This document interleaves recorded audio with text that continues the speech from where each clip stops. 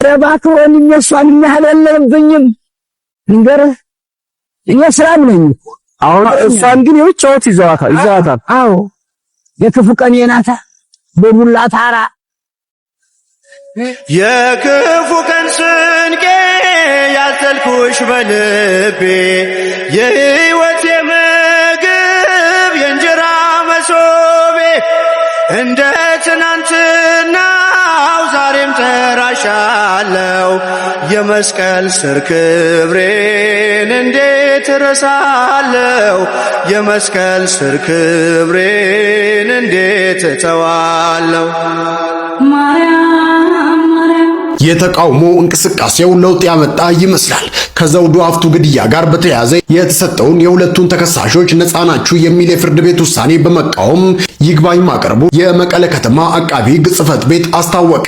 ጽሕፈት ቤቱ ኮሜዲያን ያሲኖ የቤተሰብ ጨዋታ አቅራቢ ሆኖ እንግዲህ ተመርጧል። እዚህ ቲክቶክ ላይ የምታውቁት ኮሜዲያን ያሲኖ እንግዲህ በቀጣይ የቤተሰብ ጨዋታ ዋና አቅራቢ በመሆን እንግዲህ አሸንፏል። ያው የህዝብ ድምጽ ውድድር ይስከር ነበር እናም ያንን ኮሜዲያን ያሲኖ እንዳሸነፈ ታውቋል። ስለዚህ በቀጣይ ነፃነት ወርቅነህን በመተካት እንግዲህ የቤተሰብ ጨዋታን የሚመራውና የሚያቀርበው እሱ ይሆናል ማለት ነው። ሁላችሁም ኮሜዲያን ያሲኖ ሜንሽን ያደረጋችሁ እንኳን ደስ አለ ብሉት። ኮሜዲያን ያሲኖ ደግሞ መልካም ዕድል ይሁንልህ። ሰላም ውድ የተከበራችሁና የተወደዳችሁ የኦርቶዶክስ ቤተሰቦች እንደምን አላችሁ? ዛሬም እንግዲህ እንደተለመደው የተለያዩ ወቅታዊና አዳዲስ መረጃ ያላችሁ ቪዲዮዎች ሰብሰብ አድርጌ ለእናንተ ይዤላችሁ መጥቻለሁ። አሪፍ ቆይታ እንደምኖረን እርግጠኛ ስለሆንኩኝ ቪዲዮ ላይክ በማድረግ ጀምሩ።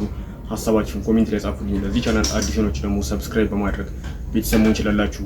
ወደ ቪዲዮ ቅድሚያም እንግዲህ ከዚህ ጾም ጋር በተያያዘ የተለያዩ ኦርቶዶክስ እምነት ያላቸው እንዲሁም ደግሞ የሌላ እምነት ተከታይ የሆኑ ወንድም እህቶቻችንም እንግዲህ ስለ እመቤታችን ስለ ቅድስት ድንግል ማርያም ድንቅ ምስክርነት እየሰጡ እንዲሁም ደግሞ ተአምርን የተናገሩ ይገኛሉ። እኒህ አንድ ሙስሊም አባታችንም እንግዲህ ስለ እመቤታችን ስለ ቅድስት ድንግል ማርያም እጅግ በጣም ደስ የሚል ተአምርን የተናገሩ ይገኛሉ። ቪዲዮን ተመልክተን እንመለስ። ረባከውን እነሷን የሚያህለልብኝም ንገርህ እኔ ሰላም ነኝ። አሁን እሷን ግን የውጫውት ይዘዋታል። አዎ የክፉ ቀን የናታ በቡላ ታራ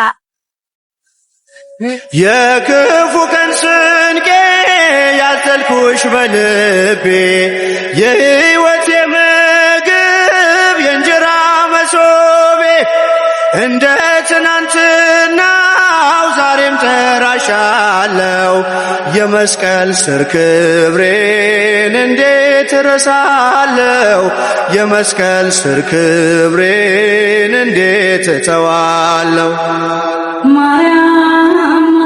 ይህ ቪዲዮም እንግዲህ ሁሉም ሃይማኖቶች እጅግ በጣም ተከባብረው እንዲሁም ደግሞ ተዋደው የሚኖሩባት ሀገር መሆኗን የሚገልጽበት ቪዲዮ ነው።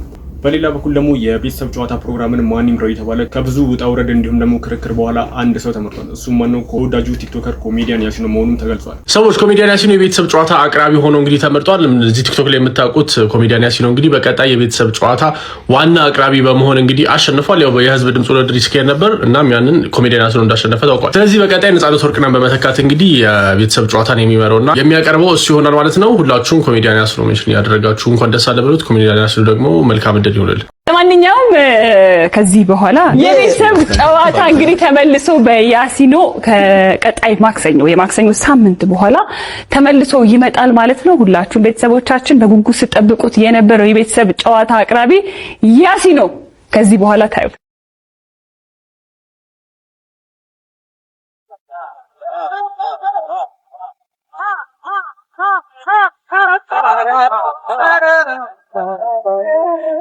በጣም ደስ የሚል ነገር ነው። ኢቢኤስ መስራት በራሱ ሚኒስትሪ ሚዲያ ላይ በየሳምንቱ ማዘሯን በቲቪ ሊሾፊን ነው ምናምን ያሞከረ ማዘር ምን አስቸገረች ይመስላል ይለቀቅ የለት እሱ እና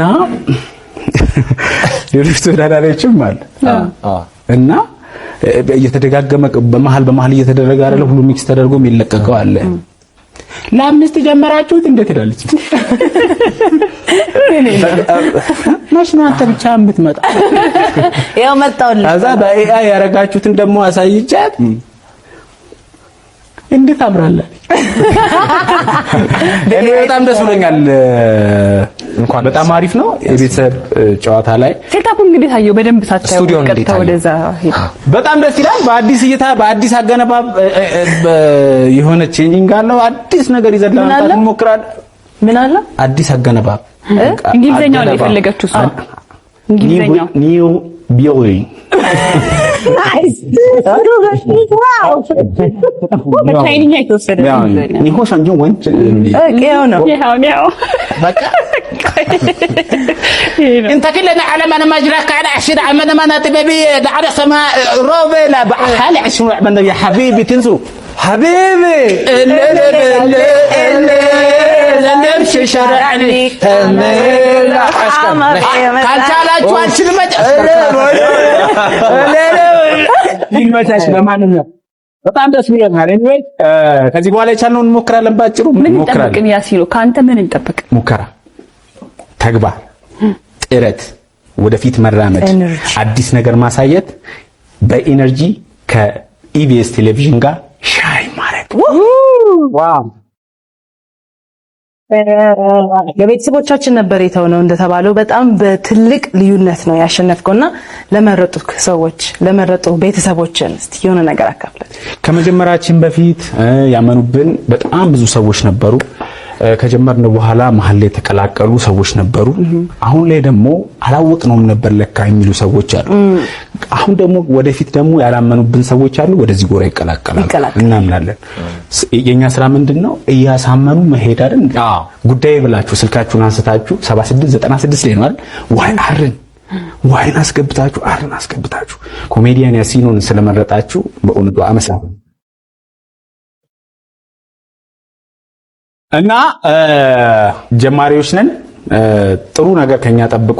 ጥሩ ጨዋታዎች ወደ እናንተ የገቡንን ነገሮችን ወደ እናንተ ፓስ እናደርጋለን። በደንብ ፓስ እናደርጋለን። ሐሳብ አስተያየት ሲኖራችሁ ደግሞ እቺ ተስተካከል፣ እቺ ትግባ፣ እቺን ደግሞ ቁረጣት ምናምን በሉ። ድምጼን እንዳስተካከልኩት ሁሉ ሌሎቹንም ነገር አስተካክላለሁ። እንግዲህ የሚሰሩ ሰዎች እዚህ ቦታ ጋር ይመጣሉ። እኔ አሁን በጣም ደስ ያለኝ ነገር ምንድነው? በብዙ የሥራ መስክ ውስጥ ነው ያለፍኩት። እኔ ሆቴል አስተናጋጅ ነበርኩኝ ለ7 ዓመት። የታክሲ ረዳት ነበርኩኝ። ከዛ ባለፈ ደግሞ የተለያዩ መድረኮችን ባለመመቻቸት ሁኔታ ውስጥ ሆኜ እሰራ ነበር። ከዛ ቲክቶክ ከመጣ በኋላ 1 ሚሊዮን ፎሎወርስ እስከገባ ድረስ ስልክ አልነበረኝ። ያ ምንድነው? ትናንትና እዛ ጋር የነበረው ልጅ ዛሬ ትልቁን መድረክ ሊመራ እዚህ ጋር ተገኝቷል። ይሄ እየሞከሩ ላሉ ነገ ትልቅ ዓላማ ህልም ላላቸው ሰዎች እኔ ምስክር ነኝ። ስለዚህ አሁን ይሄን የምታየው ሰውዬ ማለት ነው እዚህ ጋር ሉላን ያያት ነው፣ ጥበብዬ እዚህ ጋር አለ፣ ሮባ እዚህ ጋር አለ፣ ትንሱና ይኸው አይደለ? እነሱ መሃል እኔ ቆሜያለሁ። አንተም ነገ ያሰብክበት ቦታ፣ አንቺም ነገ ያሰብሽበት ቦታ ትደርሻለሽ። ኔቨር ጊቭ አፕ። በጣም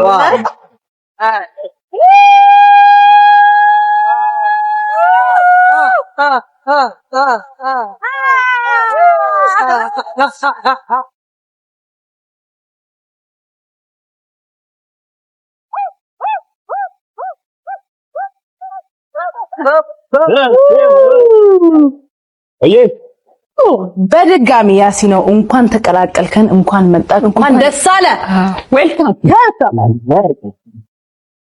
ልራሳ እችላለሁ። ማመስገን ያሉብኝ አካላቶች ይኖራሉ። መጀመሪያ ግን ክሬዲት የሚሰጠው ለፈጠረ አምላክ ነው። አልሐምዱሊላህ ረብል ዓለሚን እዚህ ጋር ተገኝተናል። ከዛ ባለፈ ደግሞ ህዝቡ ያው በቃ እኔ ስለ ህዝቡ ምንም አልናገርም። የሚወዱን ሰዎች ቮት አድርገዋል። እዚህ ቦታ ጋር ተገኝተናል። የቤተሰብ ጨዋታን ከዚህ በኋላ በኮሜዲያን ያሲኖ ይመራል፣ ይቀወጣል። ሐሳቦች ፓስ እናደርጋለን፣ እንመካከራለን፣ እንስቃለን፣ እንጫወታለን። 2019 እየመጣ አይደለም? እኛ ካለን ሳጨዋታ ለበሰጭ ቦታ ፈታ ስለዚህ እንግዲህ ያሲኖ የቤተሰብ ጨዋታ ከዚህ በኋላ አቅራቢያችሁ ይሆንና አብራችሁ ይቆያል። እንግዲህ ስለዚህ ቤተሰቦቻችን ከያሲኖ ጋር በጣም ቆንጆ ቆይታ ይኖራቸዋል። ለማንኛውም ከዚህ በኋላ የቤተሰብ ጨዋታ እንግዲህ ተመልሶ በያሲኖ ከቀጣይ የማክሰኞ ሳምንት በኋላ ተመልሶ ይመጣል ማለት ነው። ሁላችሁም ቤተሰቦቻችን በጉጉት ሲጠብቁት የነበረው የቤተሰብ ጨዋታ አቅራቢ ያሲኖ ከዚህ በኋላ ታዩ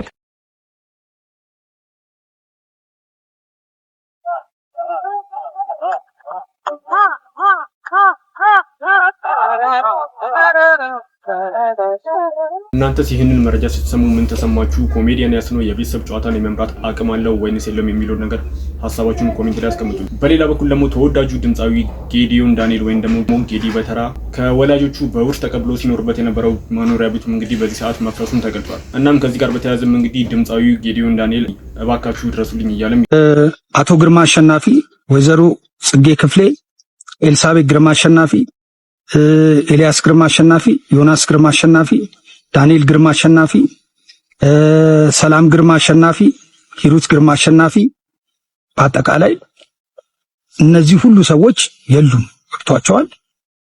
ከልጅነት ነው ለቅሶ ማቀው ሐዘን ማቀው። ቤተሰቦቼ እንዳለ ሞተዋል። ይድረስ ለተከበሩ ለክቡር ፕራይም ሚኒስትር ዶክተር አብይ አህመድ፣ ለተከበሩ ለአዲስ አበባ ከንቲባ ለወይዘሮ አዳነች አቤቤ፣ ተከበራችሁ ለፌዴራል ቤቶች ኤጀንሲ፣ ለከፍተኛ 15 ቀበሌ 20 አዋሪ አካባቢ ሳሮ ሆቴል አካባቢ ላሉት ለቀበሌው ሊቀመንበር፣ ለክፍለ ከተማዎቹ ሰራተኞች በአጠቃላይ በሙሉ እንዲሁም ለአዋሪ ተወላጆች እንዳለ ሰላም ጤና ይስጥልኝ። እንደምን አላችሁ? አርቲስት ጌዲዮን ዳንኤል። እሺ፣ በመጀመሪያ ይህንን ነገር ስነግራችሁ አንዳንድ የማታውቁት ሰዎች የማያውቁ ሰዎች ስላሉ ይህንን ነገር ለማስረዳት ፈልጌ ነውና በወቅቱ እኔ የተወለድኩበት አካባቢ ተወልጄ ያደኩበት ቤት ሰፈር አካባቢ አዋሪ አካባቢ የተወረሰ ቤት አለን። ከልጅነቴ ጀምሮ የተወለድኩበት ያደኩበት ቤት ነው። 524 የቤት ቁጥር ከድሮ ጀምሮ የተወረሰ ቤት ነው። ይሄ ቤት ሲወረስ ኃላፊነቱ እኔ ነኝ ኃላፊነት ያለብኝ። እዛ ቤት ውስጥ ያሉት ቤተሰቦቼ እንዳለ ሞተዋል። እኔ ነኝ ያለሁት እና ስለዚህ ቤት የሚያገባኝም እኔ ነኝ። እንደገና ደግሞ የአዋሬ አብረውኝ ታላላቅ ሰዎች አሉ፣ ትልልቅ ሰዎች፣ የሰፈሩ ሰዎች፣ እናቶች፣ አባቶች፣ ወጣቶች አብረን የተወለድን ያደግን አሉና እነሱም ይህንን ነገር ከግምት ውስጥ ከተው ሁሉን ነገር አይተዋል። ይህንን ነገር ከግምት ውስጥ ከታችሁ ቤታችንን እኔ የቤተሰቦቼን የሞቱትን ቤተሰቦቼን ስማቸውን ማስነሳት ነው የምፈልገውና ይህንን ቤት ደግሞ አበል ስላልበላንበት የራሳችን ቤት ስለሆነ ይህንን ቤት እንዲመለስልን በትህትና እጠይቃለሁ። ከልጅነት ነው ለቅሶ ማቀው ሐዘን ማቀው። ቤተሰቦቼ እንዳለ ሞተዋል። እዛ አካባቢ ላይ ተወልጄ ያደኩበት አካባቢ ያሉት ሰዎች የዛ ቤት ባለቤቶች እንዳለ አርፈዋል። አሁን እኔ አለሁኝ። እኔም አድጌ ገብተዋል። ይህንን ነገር አያቴ እንደውም እንደዚህ ይለኝ ነበረና ታሪክ ማለት እንዲህ አይነት ነገር ነው። ታሪክ ማለት እኔ ያ ትንሽ ልጅ አድጌ ዛሬ የቤተሰቦቼን ቤት እንደዚህ አይነት ነው እነሱ ባይኖሩ ሌላ ሰዎች ሊወስዱ ሲሉ እኔ ደርሼባቸው ይህንን ነገር ማድረጌ ትልቅነት ነው። ለሌላም ሰው ትምህርት ነው፣ ለሌላ ሰዎችም ማስተማሪያ። አቶ ግርማ አሸናፊ፣ ወይዘሮ ጽጌ ክፍሌ፣ ኤልሳቤጥ ግርማ አሸናፊ፣ ኤልያስ ግርማ አሸናፊ፣ ዮናስ ግርማ አሸናፊ፣ ዳንኤል ግርማ አሸናፊ፣ ሰላም ግርማ አሸናፊ፣ ሂሩት ግርማ አሸናፊ፣ ጌዲዮን ዳንኤል አናውጥ የሚል ይሄ የኛ ቤት ነው። አጠቃላይ እነዚህ ሁሉ ሰዎች የሉም። ገብቷቸዋል። 524 ውስጥም ይሄ ነበረ ቤት ውስጥ የነበሩት ሰዎች። እኔ ለዛ ቤት አንድ ልጅ እና ይህንን ነገር ከግምት ውስጥ አይታችሁ ከፍተኛ 15 ቀበሌ 20 የተወለድኩበት ያደግኩበት ሰፈር ነው። የተወለድኩበት ቦታ ነው። ያደግኩበት ሰፈር ነው። ቤቱ በነፃ ነው የተወረሰው። አበል በልተንበት አናቅም። አበል ያልተበላበት ቤት ይመለስ ተብሏል። እና በትህትና ጠይቃለሁ። ከልጅነቴ ሐዘን የነበረብኝ በልጅነቴ ጀምሮ ሐዘን ቤት፣ ለቅሶ ቤት፣ እንትን ቤት እያሉ ሰው ቤት ውስጥ የማይመጣ ሰው አለ። እንደገና ሰው ደግሞ በሐዘን ሰው ያሾፋል፣ በሐዘን ሰው ይቀልዳል። እና ይሄ ጥሩ አይደለም። ኢትዮጵያዊነቴ እኔ የራሴን ቤት ነው የጠየቅኩት እንጂ የሌላ ሰውን ቤት አልጠየቅኩም። እግዚአብሔር ያክብርልኝ። አመሰግናለሁ። ስለምታዳምጡኝ ነው እኔ መናገር የፈለኩት። እንደዚህ አይነት ነገር ላይ መጥቼ ላውራ የፈለኩት የሆንኩትን ነገሮች እንዳለ ሁላችሁም ታውቃላችሁ። ሁላችሁም ስለምታውቁ ነው ምን እንደገጠመኝ እና እግዚአብሔር ያክብርልኝ። ወዳችኋለሁ። መቼ ነው መላው ኢትዮጵያ ሕዝብ እግዚአብሔር ክብር ያርጋችሁ። ሁሌም አክባራችሁ፣ እወዳችኋለሁ፣ አከብራችኋለሁ።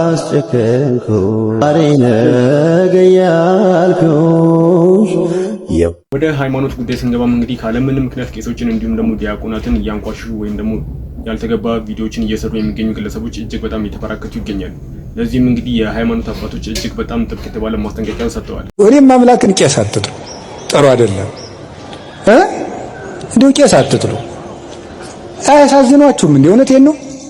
50 ዓመት 40 ዓመት መከራቸውን ጥረው ግረው ውሻ እየጮህባቸው ተምረው ሰዓታት ቆመው አድረው ማህሌት ቆመው አድረው መተው ከናንተ እንደው አንድ ቀን እንጀራ በሉ ብላችሁ ታማላችሁ? ይሄው ቄሱ ሲጎርስ ይሄው እንትን ሲል በቲክቶክ እያወጣችሁ በፊት ምን ጉድ ናችሁ? እንደው እውነቴን ነው ማምላክ የሰው ገመና እያወጣችሁ የእናንተን ገመና የሚያወጣ ይጥልባችኋል። እንዴት የሚበላን ሰው ቀርጾ ሰው እንዲህ በፍጹም ነውር ነው። ከኦርቶዶክስ አይጠበቅ። ሲለፋ ያደረ ቄስ ቢበላስ ነውር አይደለም እንዴ? ነውር እኮ ነው። ሰው በሆድ ይፈረድበታል። ደሞስ የምትመጻደቁ ለምንድን ነው? እግዚአብሔር ለጅብ የሚሰጠውን እንጀራ ለቄስ መስጠት አቅቶት መሰላችሁ? ትጸድቁ እንደሆነ ብሎ ነው እንጂ አህያን አብልቶ የሚያሰድር አምላክ፣ እባብን የሚመግብ አምላክ፣ ስቦ ወዱ ዘሳረረ ሁሉ ዓለም ባህት ቃል ብለው የሚጮውለትን ወፎቹን እንዴት ይተዋቸዋል? ይሄ አለማወቅ። የተቃውሞ እንቅስቃሴው ለውጥ ያመጣ ይመስላል። ከዘውዱ ሀፍቱ ግድያ ጋር በተያያዘ የተሰጠውን የሁለቱን ተከሳሾች ነፃ ናችሁ የሚል የፍርድ ቤት ውሳኔ በመቃወም ይግባኝ ማቅረቡ የመቀለ ከተማ አቃቢ ሕግ ጽሕፈት ቤት አስታወቀ። ጽሕፈት ቤቱ ይህንን ይበል እንጂ የጽሕፈት ቤቱ ኃላፊ ሁለቱ ተከሳሾች በአሁኑ ሰዓት መቀለ ከተማ ይኑሩ አይኑሩ የሚታወቅ ነገር እንደሌለ ተናግሯል። ይህ በእንዲህ እንዳለ የትግራይ ክልል ከፍተኛ ፍርድ ቤት በዘውዱ ሀፍቱ ጉዳይ ላይ የቀረቡለትን ሰነዶችና ማስረጃዎች በመመርመር ነፃና ገለልተኛ ውሳኔ መስጠቱን አስታውቋል። ፍርድ ቤቱ በሰበር ሰሚ ችሎት መቅረብ የሚገባቸው ማስረጃዎች እንዲቀርቡ በተደጋጋሚ ትዕዛዝ መስጠቱንና እድል መስጠቱን ገልጿል። እንዲሁም መሰማት የሚገባቸው ምስክሮች በመሰማት ሐምሌ 29 ቀን 2018 ዓ.ም በሰጠው ውሳኔ ተከሳሾቹ በነፃ እንዲለቀቁ መወሰኑን በህጋዊ ሂደት የተደረገ መሆኑን አስረድቷል። በዚህ ጉዳይ ላይ እናንተ ምን ትላላችሁ? ሐሳባችሁን በቅንነት ኮመንት ላይ አጋሩኝ። በአሜሪካ ጆርጂያ የ22 ዓመቷን ኢትዮጵያዊት የነጠቀው የሌሊቱ የአሳዛኝ የመኪና አደጋ። እናቷ ከኢትዮጵያ ወደ አሜሪካ እየመጣች ስለሆነና አውሮፕላን ላይ ስለሆነች የልጅቷን ስምና ፎቶግራፍ ለጊዜው አናቀርብም።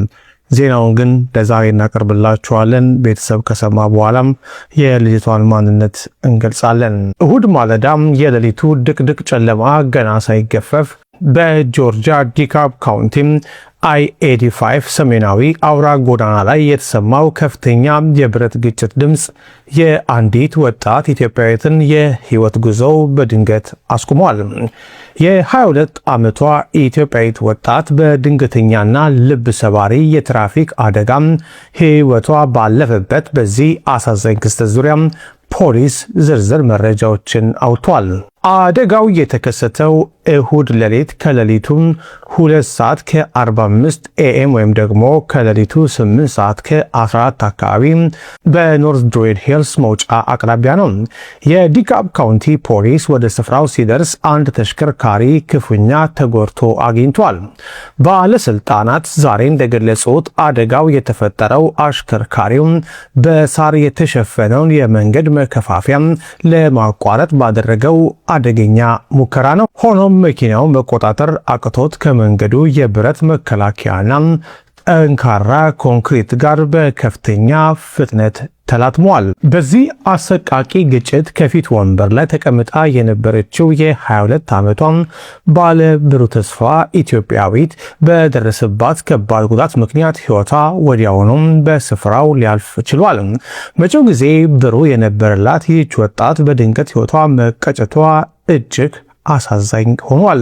ተሽከርካሪውን ሲያሽከረክር የነበረው ግለሰብ ለሕይወት አስጊ ባልሆነ ሁኔታም በአቅራቢያው ወደሚገኝ ሆስፒታል ተወስዶ የሕክምና ክትትል እየተደረገለት መሆኑን ዘሀበሻ ፖሊስ ካወጣው መግለጫ ላይ ተመልክቷል። የፖሊስ ምርመራ አሁንም እንደቀጠለ ነው።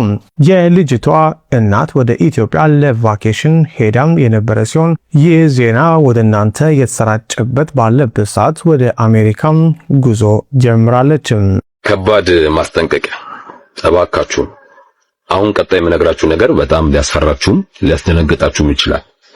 ግን ከሚያደርሰው ጉዳት አንፃር ማለት ነው ለራሳችሁም እንድትጠነቀቁ ሌሎችንም እንዲጠነቀቁ ለማድረግ ሲባል ይህንን ቪዲዮ በሰብአዊነት ሼር እንድታረጉ አስቀድሜ እለምናችኋለሁ ማለት ነው። ይህንን ሚስጥርም ይፋ ስላደረኩ ብዙ ነገር ይደርስብኛል ብዬ አስባለሁ። ግን የሚሊዮኖች ህይወት ላይ ስለሆነ ጉዳዩ ይህንን ነገር ከመናገር ወደኋላ አልልም ማለት ነው። ይህንን ሚስጥር ይፋ እንዳደርግ የረዳኝ አንድ ዶክተር ነው። አሁን ኢትዮጵያ ካለችበት ሁኔታ አንፃር ይህንን ነገር ለህዝብ ይፋ ማድረግ ሌላ ክራይሲስ ይፈጥራል ተብሎም ስለተሰጋ ነው እንደ ሚስጥር የተያዘው ነው ያለኝና እንደ ሕክምናው ኤቲክስ በኔ በዶክተር እንደዚህ አይነት ነገር ወጥቶ መናገር አስፈላጊ ስላልሆነ አንተ ወጥተህ ይህንን ነገር እንድትናገር ስል ነው ሚስጥሩን የነገርኩ ነው ያለኝና እያንዳንዱን ነገር ነግራችኋለሁ። ፕሊዝ አይኖ ያስፈራል፣ ያስደነግጣል።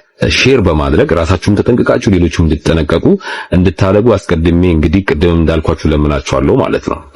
ቫይረስ ነው ነገር ቫይረስ ማለት ነው። በጣም ያስፈራኝ ምንድነው እሱ እንደነገረኝ አሁን በጣም አስፈሪ ደረጃ ላይ ደርሷል።